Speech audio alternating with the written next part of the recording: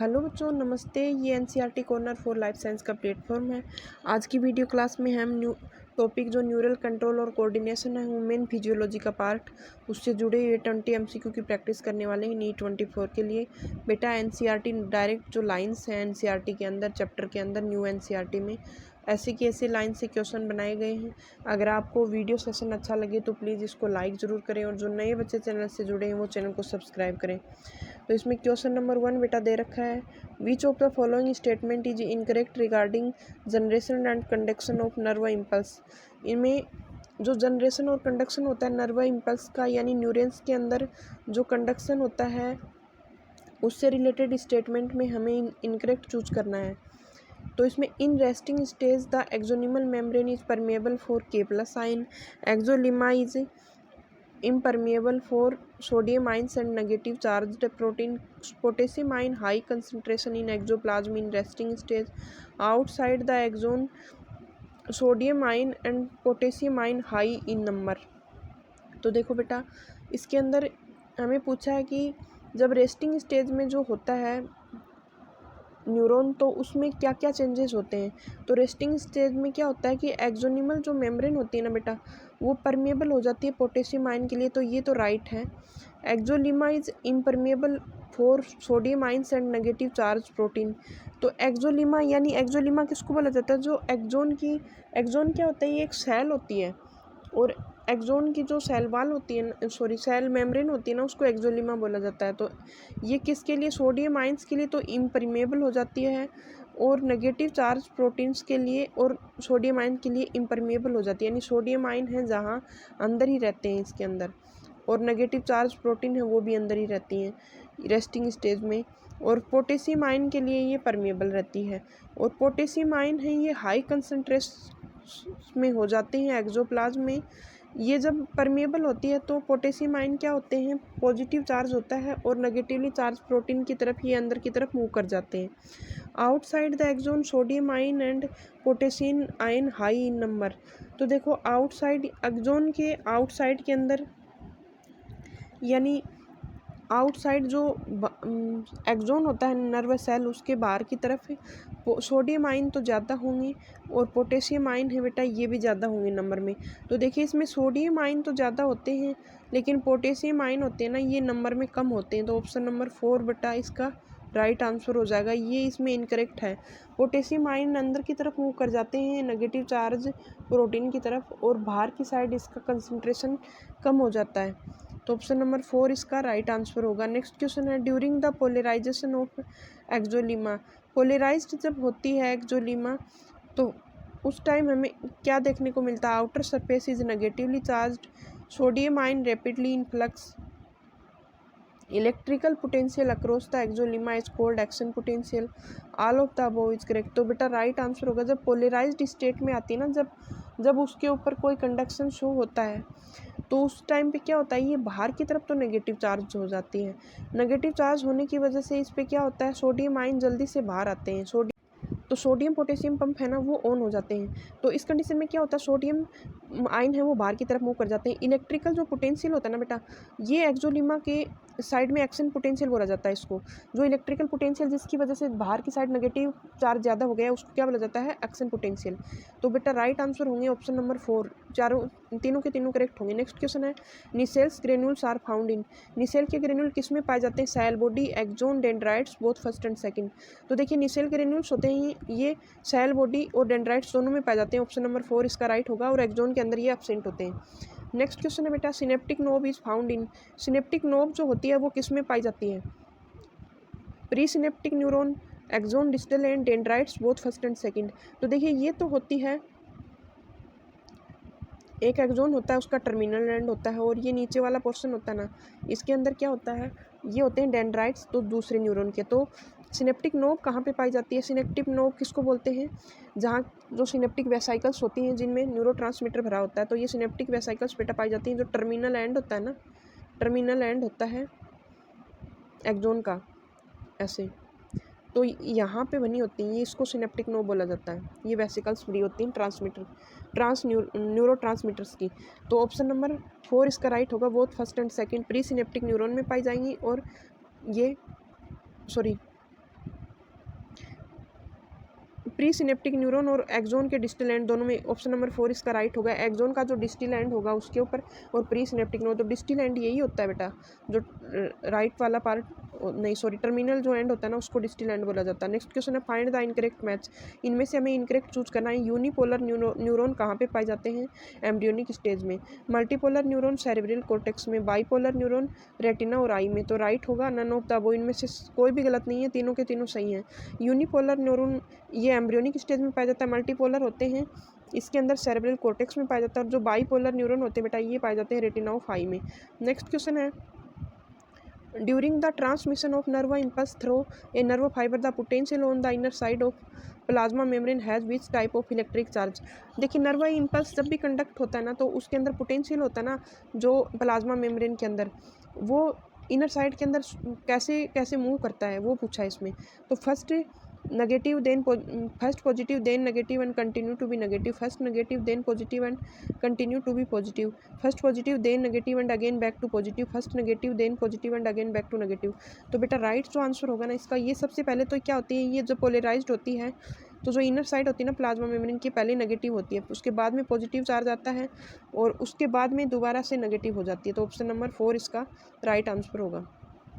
Next question है skeletal muscles are controlled by. Skeletal जो muscles होती हैं किसके द्वारा कंट्रोल होती हैं? Sympathetic nerve, parasympathetic nerve, somatic nerve और ऑटोनोमिक नर्व। तो स्केलेटल मसल होती है बेटा ये सोमेटिक जो नर्व होती हैं उनसे कंट्रोल होती हैं। ऑप्शन नंबर 3 इसका राइट आंसर होगा।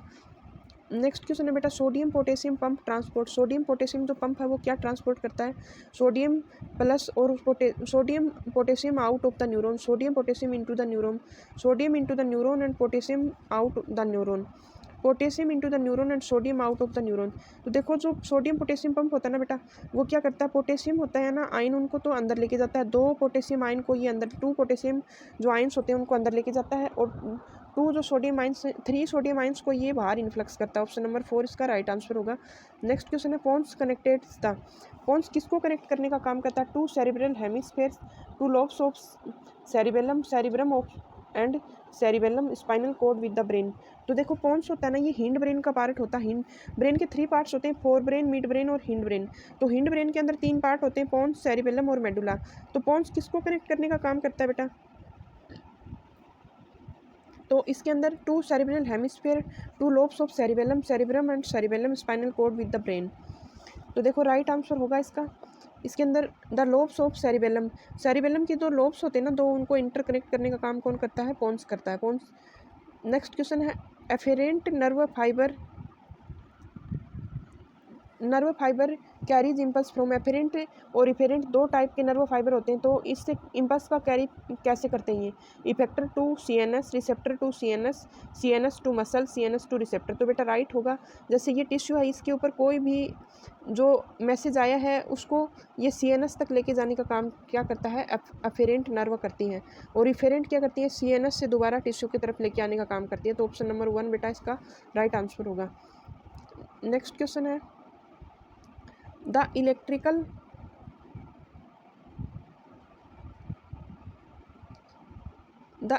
Potential difference between outside and inside a nerve axon before excitation is known as. जो इलेक्ट्रिकल पोटेंशियल होता है आउटसाइड और इनसाइड नर्व एक्सोन के रेस्टिंग स्टेज, एग्जिस्टेशन यानी रेस्टिंग स्टेज से पहले का, वो क्या कहलाता है? Resting potential, action potential, spike potential और रिएक्शन पोटेंशियल। तो वो क्या होता है उस टाइम पे न्यूरॉन होता है ये रेस्ट फेज में होता है, तो उसको रेस्टिंग पोटेंशियल बोला जाता है। ऑप्शन नंबर 1 बच्चों इसका राइट आंसर होगा। नेक्स्ट क्वेश्चन है 12 नंबर का which of the following connect to the cerebral hemispheres. इनमें से सेरिब्रल जो हेमिस्फेयर्स होते हैं उनको कनेक्ट करने का काम कौन करता है? Corpus callosum, cerebral equi duct, corpora quadrigemina, medulla oblongata. तो देखो सेरिब्रल जो हेमिस्फेयर हैं उनको कॉर्पस कैलोसम कनेक्ट करने का काम करता है। कॉर्पस कैलोसम फाइब्रस स्ट्रक्चर होती है, जो सेरिब्रल हेमिस्फेयर्स होते हैं ना उनको आपस में इंटरकनेक्ट कौन करता है? Corpus callosum. नेक्स्ट क्वेश्चन है synaptic left is found in electrical synapse, chemical synapse, both first and second और नन ऑफ दिस। तो सिनेप्टिक लेफ्ट किसको बोला जाता है? प्री सिनेप्टिक जो नोब होती है और पोस्ट सिनेप्टिक नोब होती है उनके बीच में जो स्पेस होता है सिनेप्स, इन तीनों को मिला के क्या बोला जाता है? Synaptic left. तो ये केमिकल सिनेप्स के अंदर पाई जाती है। ऑप्शन नंबर 2 इसका राइट आंसर होगा। इलेक्ट्रिकल सिनेप्स के अंदर नहीं पाई जाती है, केमिकल सिनेप्स के अंदर पाई जाती है। नेक्स्ट क्वेश्चन है बेटा विच of the following brain part is involve in regulation of sexual behaviour. कौन सा ब्रेन का पार्ट है जो सेक्सुअल बिहेवियर को रेगुलेशन के लिए इन्वॉल्व होता है? Limbic lobe of and hypothalamus, limbic system and thalamus, limbic system and mid brain, limbic system and pons. तो राइट आंसर होगा limbic lobe and hypothalamus. Limbic system को ही लिम्बिक लोब बोला जाता है और ये हाइपोथैलेमस के साथ में जुड़ के शरीर की बहुत सारे रेगुलेशन को कंट्रोल करने का काम करता है, जिसमें इमोशनल एक्सप्रेशंस होते हैं, सेक्सुअल बिहेवियर और बहुत सारे प्लेजर, एक्साइटमेंट और फियर आदि को ये रेगुलेट करने का काम करता है लिम्बिक सिस्टम हाइपोथैलेमस के साथ में मिलकर। नेक्स्ट क्वेश्चन है, which of the following part of peripheral nervous system have whole complexes of nerves, fibers, ganglia and plexuses? कौन सा पेरिफेरल नर्वस सिस्टम है जिसके अंदर कॉम्प्लेक्स ऑफ नर्व पाए जाते हैं, फाइबर्स पाए जाते हैं, गैंग्लिया और प्लेक्सेस? तो somatic nervous system, autonomic nervous system, visceral nervous system, none of this. तो राइट आंसर होगा बेटा पेरिफेरल नर्वस सिस्टम का ये जो विसरल नर्वस सिस्टम पार्ट होता है ना, इसमें जो भी नर्वस सिस्टम होता है बॉडी का, उसके जितने भी गैंग्लिया, फाइबर्स, न्यूरॉन्स और प्लेक्सेस होते हैं वो पाए जाते हैं। ऑप्शन नंबर 3 इसका राइट आंसर होगा।